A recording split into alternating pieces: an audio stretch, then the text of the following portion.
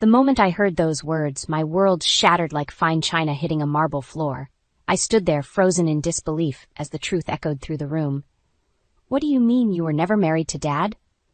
Mark's voice cracked, his face a mix of confusion and betrayal. Esther, my mother-in-law, sat rigid in her armchair, her perfectly manicured nails digging into the fabric. "It was a different time, Mark. We were in love, but circumstances weren't right." I watched my husband's face contort with emotions I'd never seen before. Anger, hurt, and something else, a dawning realization that everything he thought he knew about his family was built on a lie. "How could you keep this from me for 37 years? Mark demanded, his voice rising. "Did Dad even know?" Esther's lips thinned into a tight line. "Of course he knew. We agreed it was best to keep it quiet, for your sake." I couldn't help but scoff, drawing both their attention. "For his sake, or for yours?" Esther's eyes narrowed, fixing me with a look that could freeze hell itself. "This doesn't concern you, Molly. It's a family matter." "I am family," I shot back, my hand instinctively moving to my swollen belly. "Or have you forgotten that I'm carrying your grandchild?" Mark stepped between us, always the peacemaker. "Mom, Molly's right. She's part of this family now." Esther's nostrils flared, but she said nothing. I could see the gears turning behind her eyes, probably plotting her next move. "I can't believe this," Mark muttered, running a hand through his hair. "All those times you criticized other people for having children out of wedlock. The hypocrisy." "It was a different time," Esther repeated, her voice taking on a defensive edge. "You can't judge me by today's standards." I couldn't hold back anymore. "But you judge everyone else by them, don't you, Esther?"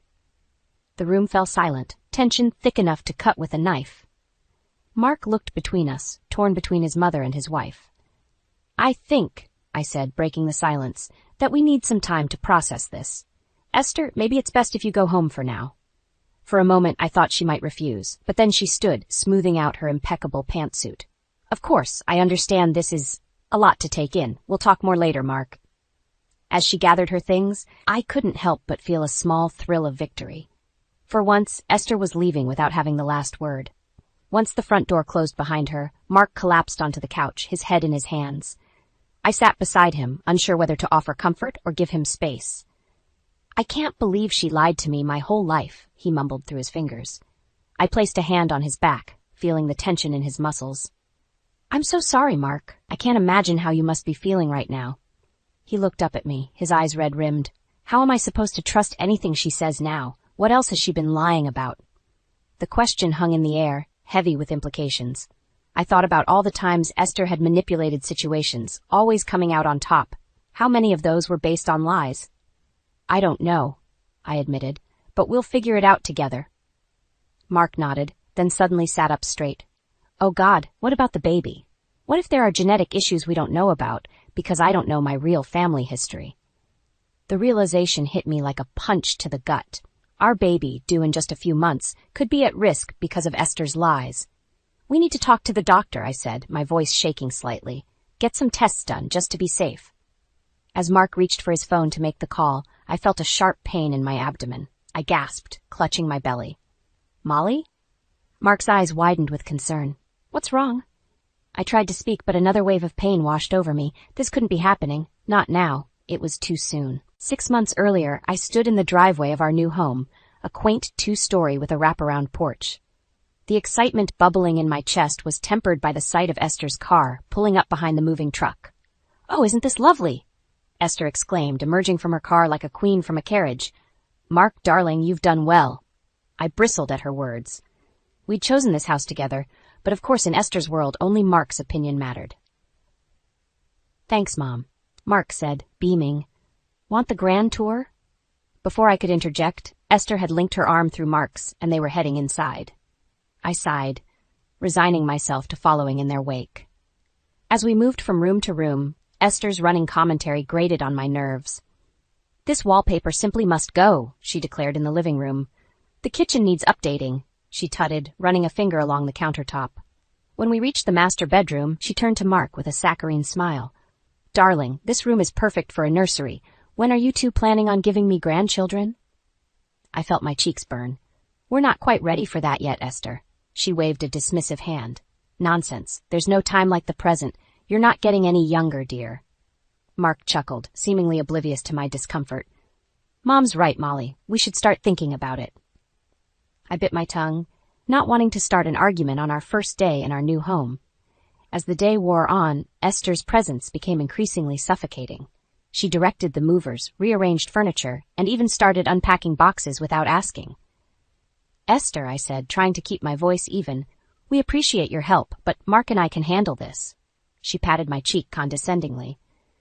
Oh, sweetie, I'm just trying to make things easier for you both. That's what family does.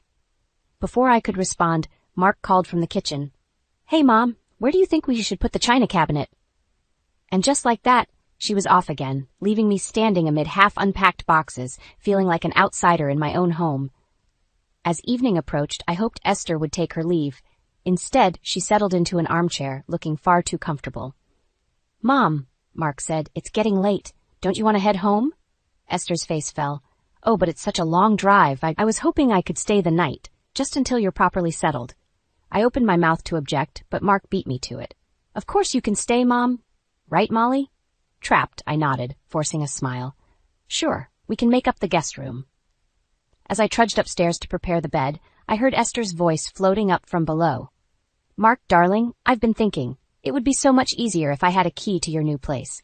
Just in case of emergencies, you understand. My blood ran cold. I crept down the stairs, listening intently.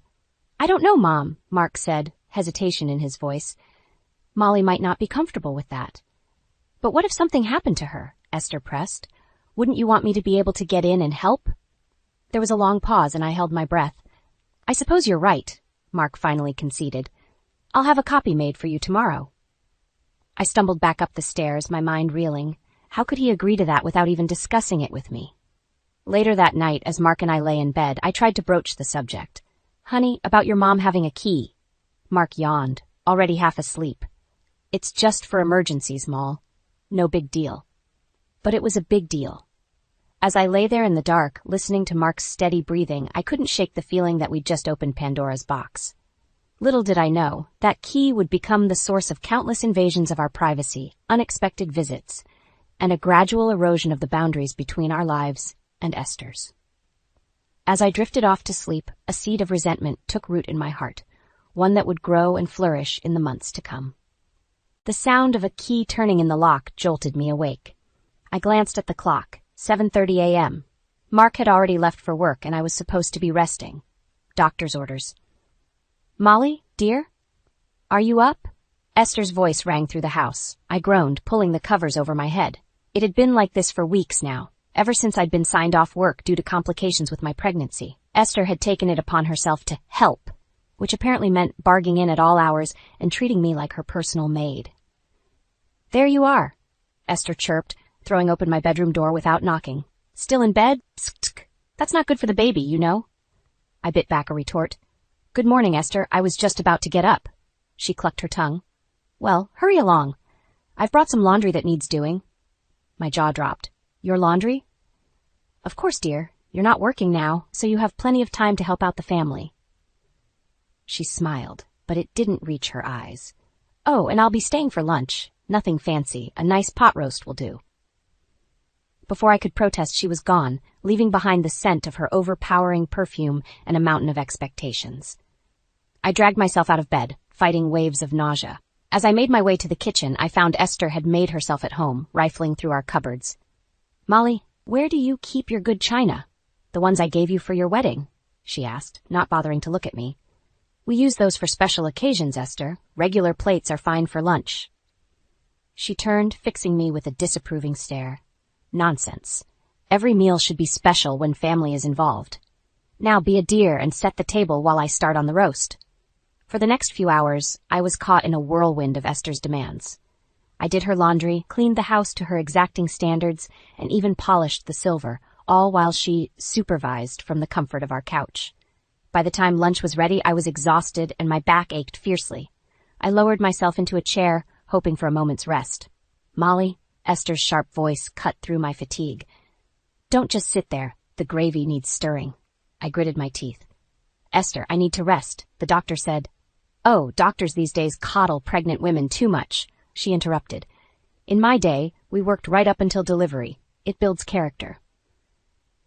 As I struggled to my feet, a wave of dizziness washed over me. I gripped the table for support, my vision blurring.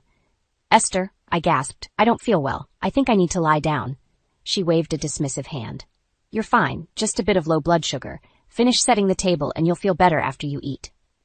I wanted to argue, to stand up for myself, but the words wouldn't come.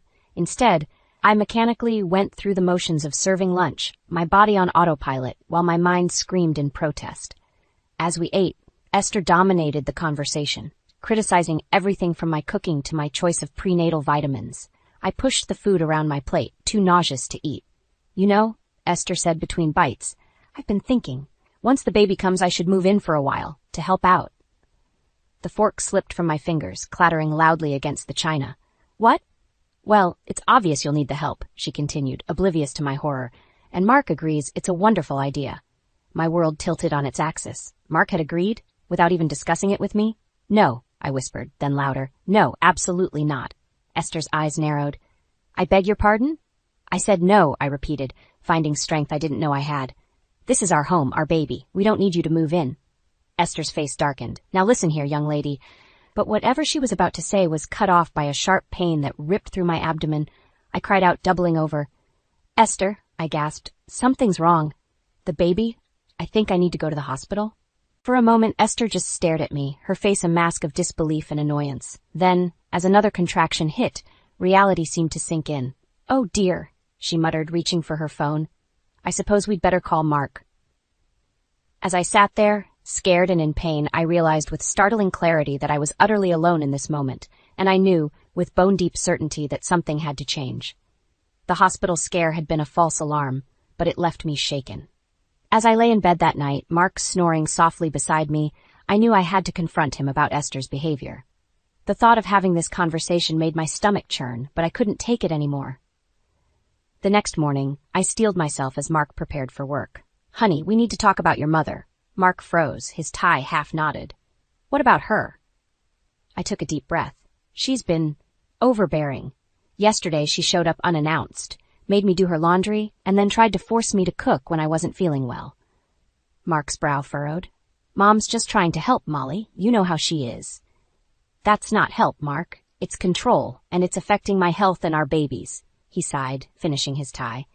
"You're overreacting. Mom's always been like this. It's just her way of showing she cares." I felt a surge of frustration. "Overreacting? Mark, she told me she's planning to move in after the baby's born. Did you know about this?" His silence was all the answer I needed. "You agreed to this without even talking to me?" I couldn't keep the hurt from my voice. Mark had the decency to look sheepish. "I didn't exactly agree. I just didn't disagree when she suggested it." "That's the same thing," I exploded. "This is our home, our family. We should be making these decisions together." "Look," Mark said, checking his watch, "I'm going to be late for work. Can we discuss this later?" I stared at him in disbelief.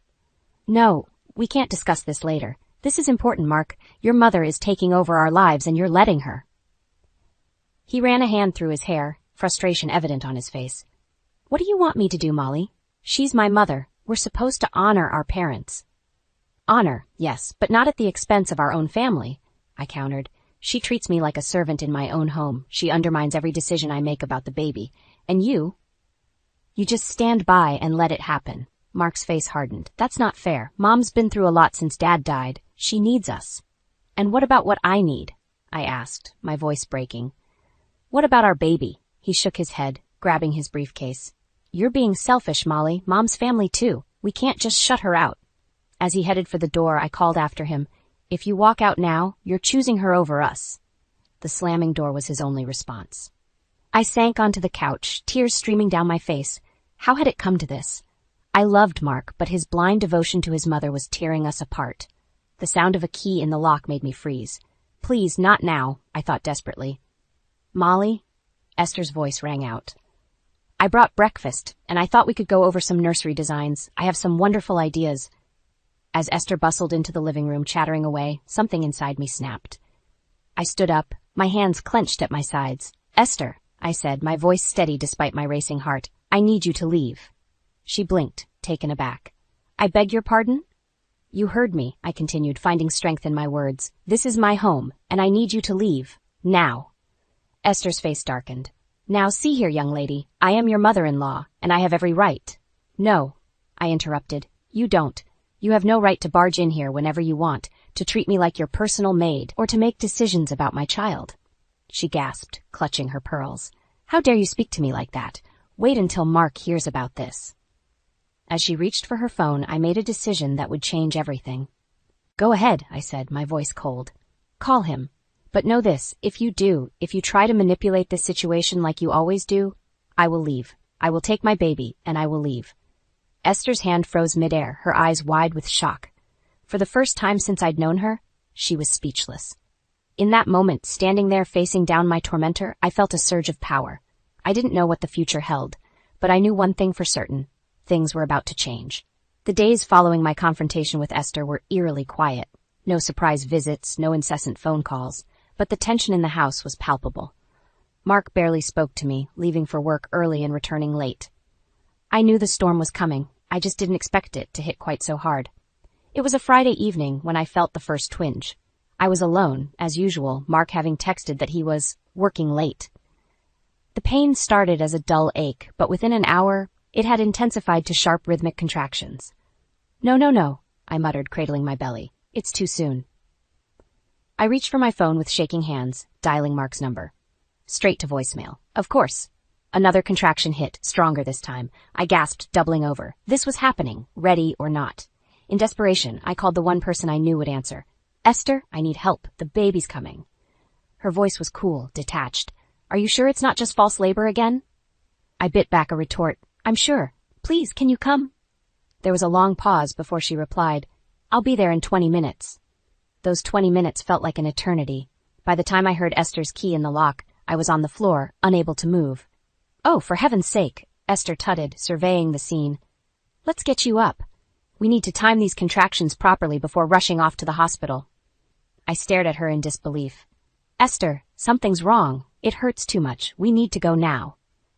She waved a dismissive hand. Childbirth is supposed to hurt, dear. Now let's get you more comfortable. I'll make some tea and we'll wait for things to progress naturally.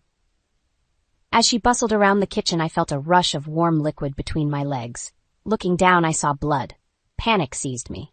Esther! I called out, my voice shrill with fear. I'm bleeding. She appeared in the doorway, a look of annoyance on her face. Really, Molly, there's no need for dramatics. A little blood is perfectly normal. But as she got closer, her expression changed. Oh my, she murmured, her face paling. Perhaps we should call an ambulance. The next few hours passed in a blur of pain and fear. The ambulance ride, the frantic voices of paramedics, the harsh lights of the emergency room. Through it all, one thought kept repeating in my mind. Where was Mark? It wasn't until I was being wheeled into the operating room that he finally appeared, breathless and disheveled. Molly, I'm so sorry. I just got the messages. What's happening? Before I could respond, a nurse intercepted him. Sir, we need to prep your wife for emergency surgery. The baby's in distress. As they pushed me through the double doors, I caught a glimpse of Esther grabbing Mark's arm, pulling him close to whisper something in his ear. The doors swung shut, cutting off my view. The anesthesia began to take effect, but my mind was racing. What had Esther said to Mark? Why hadn't he been there? And most importantly, would my baby be okay? As I drifted into unconsciousness, I made a silent vow. If we both made it through this, things would change. No more passive acceptance, no more putting everyone else's needs before my own and my child's. The steady beep of the heart monitor faded away, replaced by a single, crystal-clear thought. This ends now. When I woke up, groggy and disoriented, the first thing I saw was a nurse holding a tiny blanket-wrapped bundle. Congratulations, she said softly. You have a beautiful baby girl. Relief washed over me, followed quickly by a fierce, protective love I'd never experienced before. As I held my daughter for the first time, I knew with absolute certainty that I would do anything to keep her safe and happy. The sound of raised voices outside my room caught my attention. I recognized Mark and Esther, arguing in hushed but heated tones. Can't believe you weren't there for her, Esther was saying. If I hadn't been there... You're right, Mom, Mark replied, his voice thick with emotion. I should have been there. I've been a terrible husband. As their voices faded down the hallway, I looked down at my sleeping daughter. In that moment, I knew what I had to do. For both our sakes, it was time to take control of our lives, no matter the cost. The days following my daughter's birth were a blur of exhaustion, pain, and conflicting emotions. I named her Lily, after my grandmother, a small act of defiance against Esther's insistence on family names from her side. Mark hovered awkwardly, clearly unsure of his place. Esther, on the other hand, had no such reservations. She swept into my hospital room like a hurricane, rearranging flowers, adjusting my pillows, and cooing over Lily in a way that set my teeth on edge. "Oh, she looks just like Mark when he was a baby," Esther gushed, cradling Lily. "We'll have to get her christened in the family gown, of course." I opened my mouth to object, but a sharp look from Mark silenced me. I sank back into my pillows, feeling defeated. It was during one of these moments, when Esther had momentarily left to get coffee, that a nurse named Sarah entered my room. She must have sensed my distress because she paused in her duties to really look at me. "Are you all right, Mrs. Thompson?" she asked gently. Something in her kind eyes broke the dam I'd been holding back. Tears spilled down my cheeks as I shook my head. Sarah pulled up a chair, her voice low and soothing. "Do you want to talk about it?" And so, in hushed tones, I poured out everything. Esther's domineering behavior, Mark's indifference, my fears for Lily's future. Sarah listened without judgment, her face a mix of concern and understanding. When I finished, she took my hand in hers. "Molly, what you're describing, it's not normal. It's not healthy. You have the right to set boundaries, to protect yourself and your daughter." Her words hit me like a thunderbolt. "But how?" I whispered. "They don't listen. They don't care how I feel." Sarah's eyes hardened with resolve. "Then make them listen. You're stronger than you think, Molly. You brought a new life into this world under incredible stress. That strength is still in you." As she spoke, I felt something shift inside me. A spark of the fire I'd lost over the months of Esther's tyranny reignited. "You're right," I said, my voice growing stronger. "I can't let this continue, for Lily's sake, if not my own." Sarah squeezed my hand. "That's the spirit. Remember, you're not alone. There are resources, support groups." The door swung open, cutting her off. Esther bustled in, followed by a harried-looking Mark. "Oh, good, you're awake," Esther chirped. "We've been discussing the nursery. I think we should redecorate completely. That silly theme you chose simply won't do." I felt the old familiar urge to acquiesce, to keep the peace. But then I looked at Lily, sleeping peacefully in her bassinet, and Sarah's words echoed in my mind. "No," I said, my voice quiet but firm. Esther blinked, clearly taken aback. "I beg your pardon?" "I said no," I repeated, louder this time. "The nursery stays as it is. Lily is my daughter, and I will make the decisions about her care." The room fell silent. Mark looked between Esther and me, his face a mask of confusion. Esther's expression darkened. "Now see here, young lady," she began, but I cut her off. "No, you see here," I said, sitting up straighter despite the pain. "This ends now. When we leave this hospital, things are going to change. No more unannounced visits, no more taking over our lives. If you can't respect our boundaries, you won't be welcome in our home." Esther gasped, her hand flying to her chest. "Mark, are you going to let her speak to me this way?" All eyes turned to Mark. He stood frozen, his gaze darting between his mother and me. In that moment, I saw our entire future hanging in the balance. "Mark," I said softly, "it's time to choose.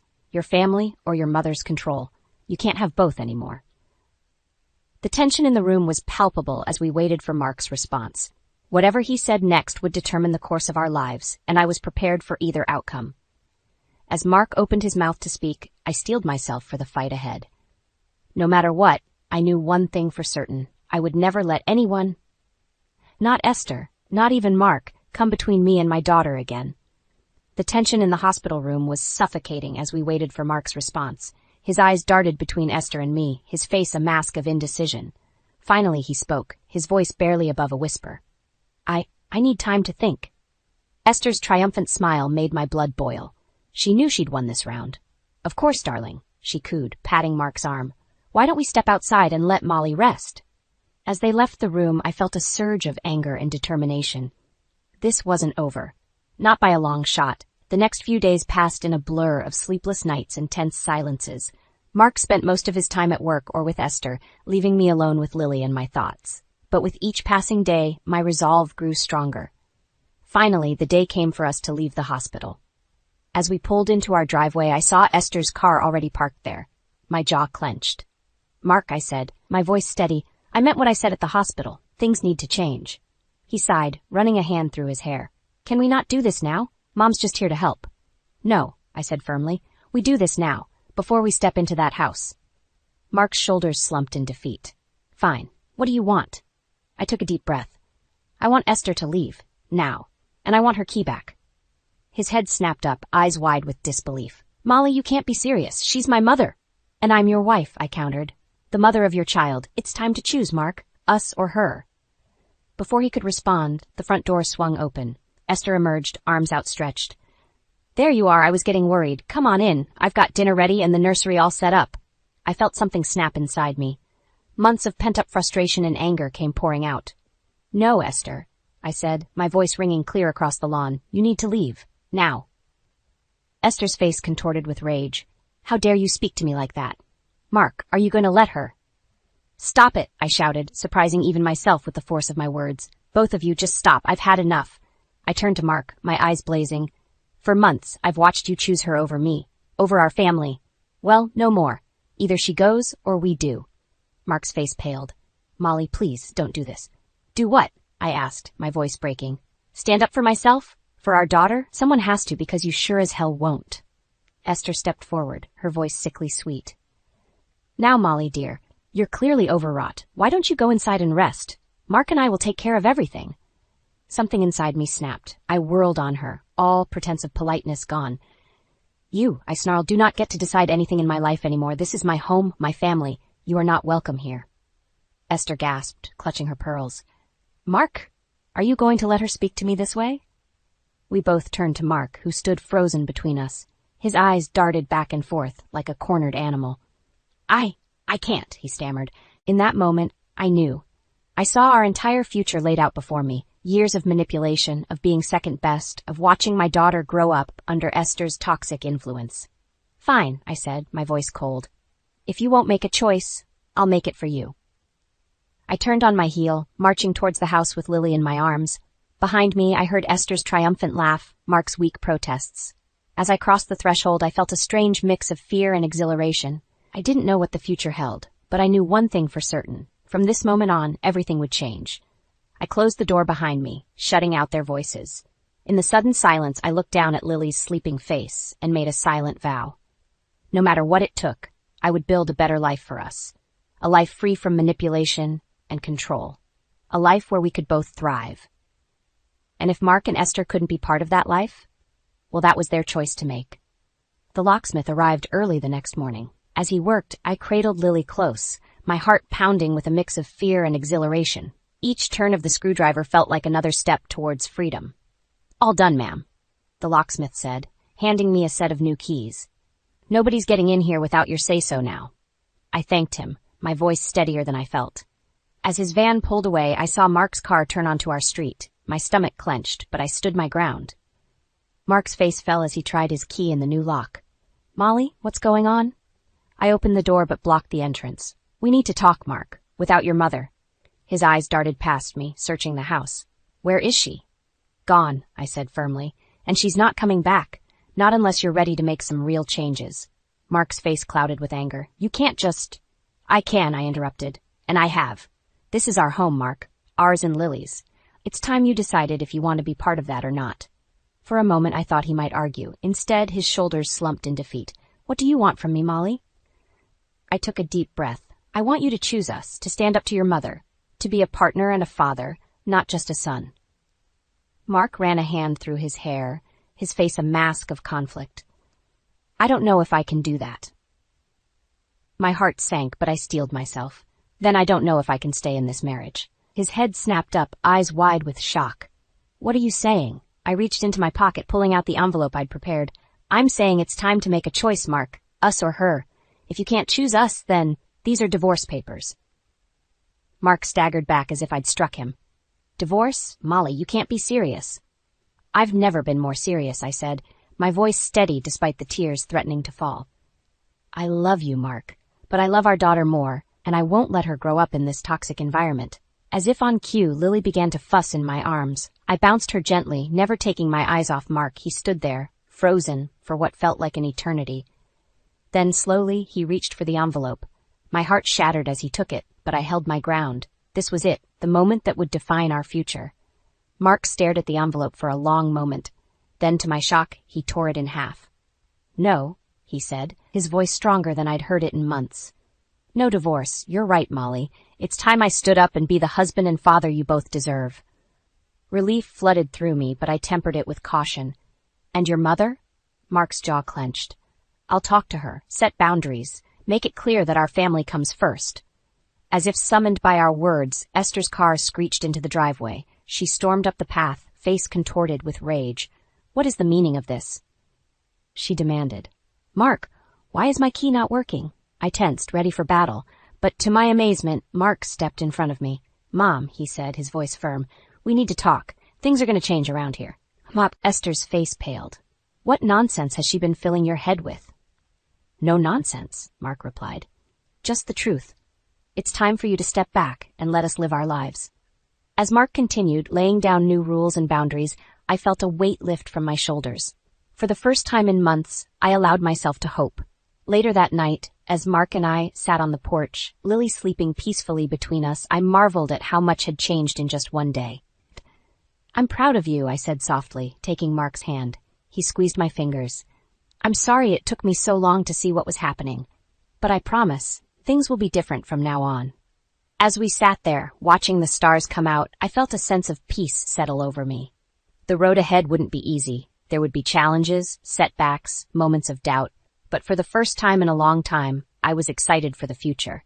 A future where we were a true family, supporting each other, growing together. A future where Lily would grow up surrounded by love, not manipulation. A future that was ours to shape, free from the shadows of the past. As I looked at Mark, then down at our sleeping daughter, I smiled. Whatever came next, we would face it together. And that, I realized, was all I'd ever wanted.